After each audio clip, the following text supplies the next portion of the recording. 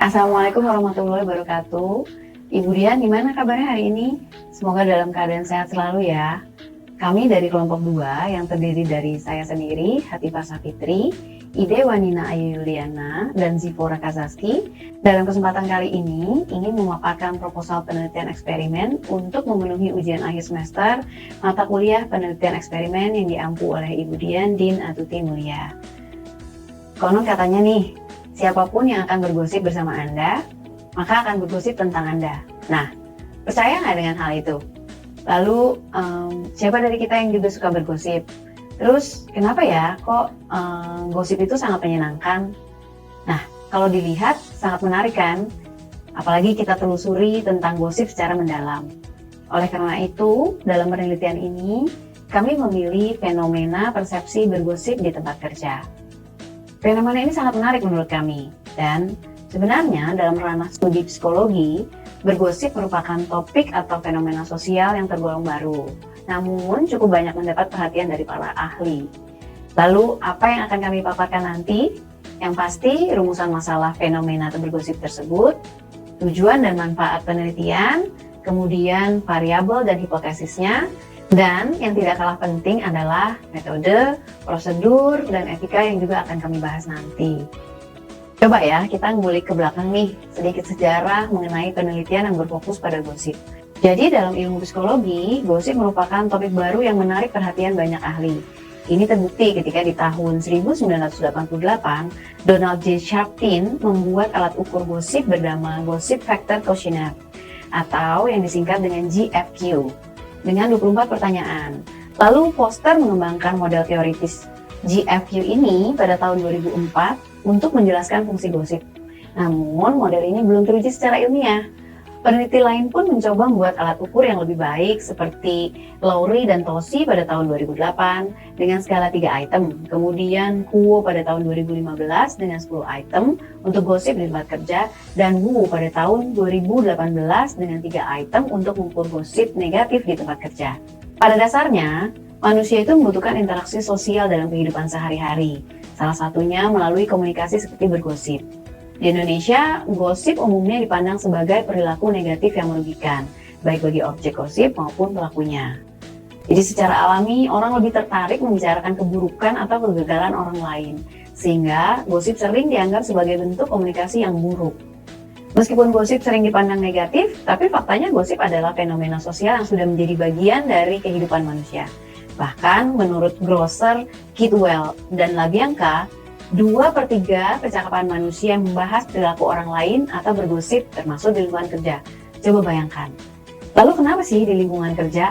Ya mungkin karena lingkungan kerja adalah tempat di mana orang dewasa menghabiskan banyak waktu untuk berinteraksi.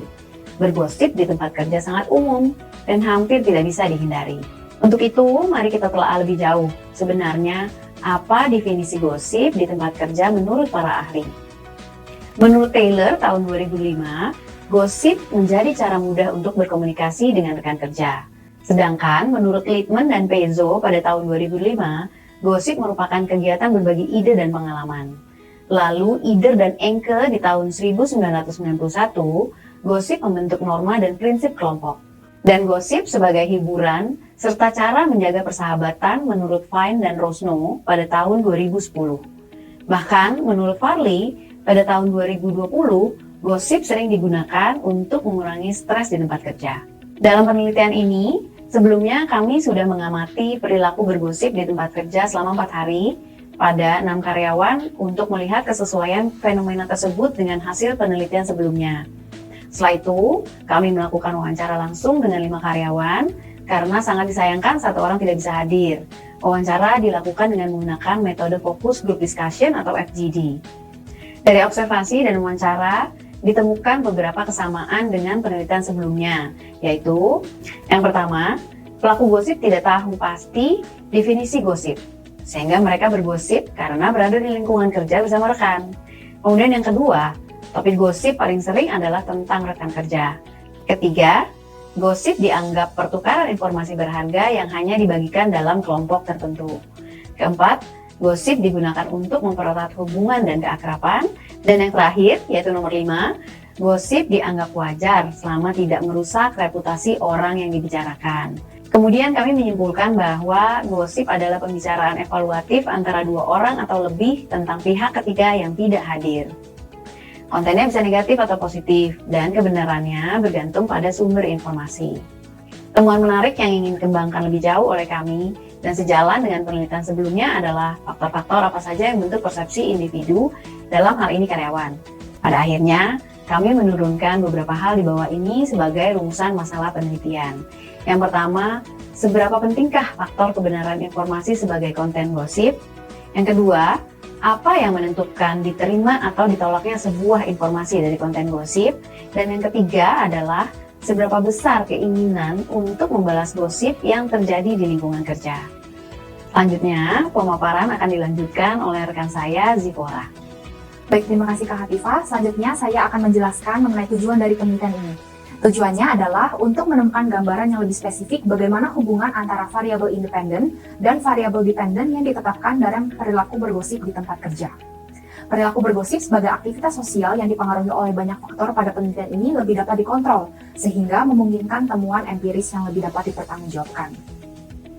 Penelitian ini diharapkan memberikan beberapa manfaat, antara lain untuk mengembangkan ilmu psikologi dengan memahami fenomena bergosip di tempat kerja, bagi karyawan untuk dapat memahami fungsi dan dampak gosip untuk mengambil keputusan yang lebih bijak, dan bagi pemimpin dapat memahami dampak gosip terhadap suasana kerja untuk menjaga kenyamanan dan performa karyawan.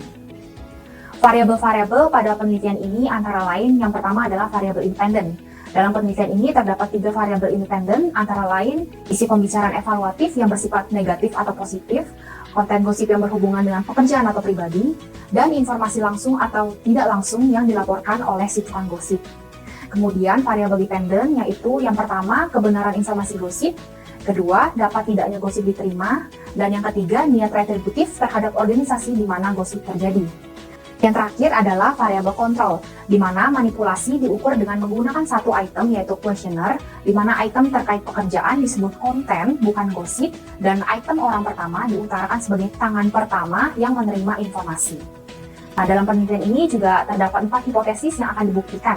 Yang pertama atau H1 adalah kebenaran gosip yang dirasakan di tempat kerja akan berdampak signifikan dan positif dikaitkan dengan kondisi yang kontennya didasarkan pada pengetahuan langsung. H2, penerimaan yang dirasakan terhadap gosip di tempat kerja akan meningkat secara signifikan dan berhubungan positif dengan kondisi di mana kontennya berdasarkan pengetahuan langsung. H3, penerimaan yang dirasakan terhadap gosip di tempat kerja akan meningkat secara signifikan dan berhubungan positif dengan kondisi di mana gosip berfokus pada tempat kerja. H4, yang terakhir adalah niat retributif terhadap organisasi akan secara signifikan dan berasosiasi positif dengan kondisi di mana konten gosip bersifat negatif. Nah, penelitian eksperimental ini menggunakan desain faktorial di dalam dan di antar subjek atau within and between subject yang memungkinkan peneliti untuk mengontrol variabel pengganggu atau confounding variable sekaligus pengaplikasian tingkat perlakuan atau manipulasi yang bervariasi. Desain ini juga menawarkan kesempatan untuk mengeksplorasi pentingnya efek interaksi yang dibutuhkan dalam penelitian ini. Desain 2x2x2 yaitu 2 berhubungan dengan pekerjaan atau tidak, kali 2 informasi langsung atau tidak, dan kali 2 negatif atau positif di antara dan di dalam desain faktorial.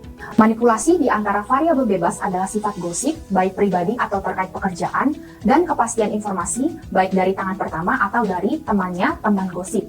Manipulasi di dalam variabel bebas adalah sifat positif atau negatif dari gosip.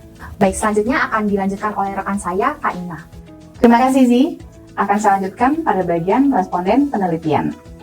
Peneliti berencana untuk mengumpulkan data melalui responden penelitian yang akan diambil melalui non-probability sampling technique, tepatnya convenience atau accidental sampling, yaitu dari populasi sebuah perusahaan creative agency di Jakarta Selatan.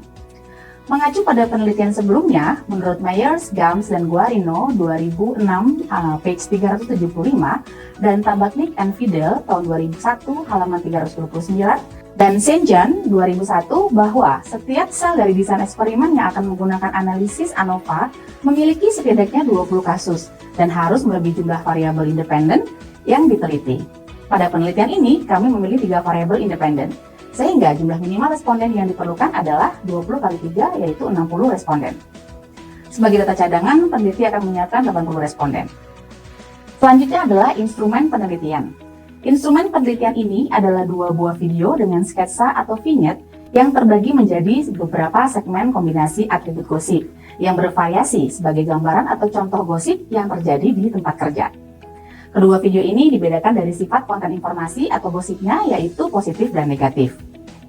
Tiap video menggambarkan situasi spesifik yang ditawarkan dari satu individu ke individu lainnya, dan masing-masing sketsa terdiri dari suatu kondisi di mana isi dari gosip yang dipaparkan secara eksplisit akan menimbulkan 3 hal ini. Pertama, yaitu konsekuensi di tempat kerja atau tidak. Kedua, dengan informasi yang disampaikan langsung atau tidak langsung oleh sumbernya. Dan yang terakhir adalah dalam tiap sel desain penelitian mengandung muatan gosip yang positif atau negatif. Kombinasi atribut gosip yang disematkan pada video dapat dilihat pada tabel di bawah ini. Kolom di samping menunjukkan atribut sumber informasi, yaitu langsung atau dari temannya teman. Baris atas menunjukkan konten informasi atau gosipnya, yaitu pribadi atau berhubungan dengan pekerjaan. Dan di antaranya disisipkan sifat gosip, yang positif dan negatif untuk masing-masing kombinasi. Video A berisi positif konten dengan segmentasi A1, gosip yang berfokus pada pekerjaan serta informasi langsung. A2, gosip pribadi dan informasi langsung. A3, gosip yang berfokus pada pekerjaan tapi informasi dari temannya teman. A4, gosip pribadi dan informasi dari temannya teman. Video B dengan negatif konten mempunyai segmentasi yang sama. B1, gosip yang berfokus pada pekerjaan dan informasi langsung. B2, gosip pribadi dengan informasi langsung. B3, gosip yang berfokus pada pekerjaan, informasi dari temannya teman. B4, gosip pribadi, informasi dari temannya teman. Untuk prosedur penelitian, ada beberapa tahap. Yang pertama adalah, responden akan dibagi menjadi beberapa kelompok dan ditempatkan dalam sebuah ruangan tertutup. Mereka diberi satu device masing-masing dengan earphone untuk mendengarkan suara dalam video. Kemudian, tiap responden diminta untuk menonton 2 video pendek dengan urutan pemutaran yang berimbang. Ketiga, setelah peserta menonton 2 video pendek, responden diminta untuk mengisi kuesioner yang mengukur hubungan dan pengaruh variabel-variabel independen dan variabel-variabel dependennya. Setiap item pada kuesioner dinilai pada skala Likert poin 7, dari 1 sangat tidak setuju sampai 7 sangat setuju. Tiap variabel diukur dengan skala alat ukur yang berbeda, dengan interpretasi hasil yang spesifik. Variabel pertama yaitu kebenaran yang dirasa, diukur dengan skala 3 item yang dibuat untuk penelitian ini. Skor yang lebih tinggi menunjukkan persepsi kebenaran kesimpulan yang lebih besar. Variabel kedua adalah penerimaan yang dirasakan, diukur dengan skala 5 item dengan alfa 0,8 yang dibuat untuk penelitian ini juga. Skor yang lebih tinggi menunjukkan persepsi yang lebih besar dalam penerimaan gosip tersebut. Dan yang ketiga adalah variabel niat retributif, diukur dengan skala 5 item yang dikembangkan oleh Skarlicki et al. 1998 dan Skarlicki komunikasi pribadi menjadi desain penelitian dan analisis yang akan membedakan antara niat pembalasan terhadap gosip negatif atau positif pada kondisi di tempat kerja. Nah, dari sini nantinya peneliti bisa menciptakan 2 variabel. Satu mewakili niat pembalasan dalam kasus kondisi perlakuan gosip positif atau retributif, dan yang lainnya mewakili retributif niat dalam kasus kondisi perlakuan gosip yang negatif. Kita masuk pada etika penelitian. Di sini kami akan menerapkan beberapa etika penelitian. Yang pertama adalah informed consent. Tiap peserta atau responden yang berpartisipasi dalam penelitian ini harus diberikan informasi yang lengkap dan jelas mengenai tujuan penelitian, prosedur yang dilakukan, potensi risiko yang mungkin terjadi, manfaat yang bisa didapat, serta hak dan kewajiban mereka selama mengikuti penelitian.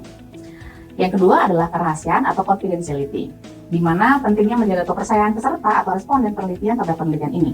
Sehingga segala informasi pribadi peserta harus dijaga kerahasiaannya dengan tidak mencantumkan nama pribadi atau anonim dalam laporan penelitian, termasuk menjaga data pribadi lainnya dengan aman. Dan ketiga, tidak merugikan atau non-maleficence. Peneliti berkewajiban menjaga keselamatan fisik dan psikologis peserta dengan cara menghindarkan peserta dari tindakan atau perlakuan yang membahayakan. Apabila penelitian melibatkan tugas yang menimbulkan stres atau cemas, maka di sini peneliti wajib menyediakan dukungan psikologis bagi peserta. Yang keempat adalah keadilan atau justice.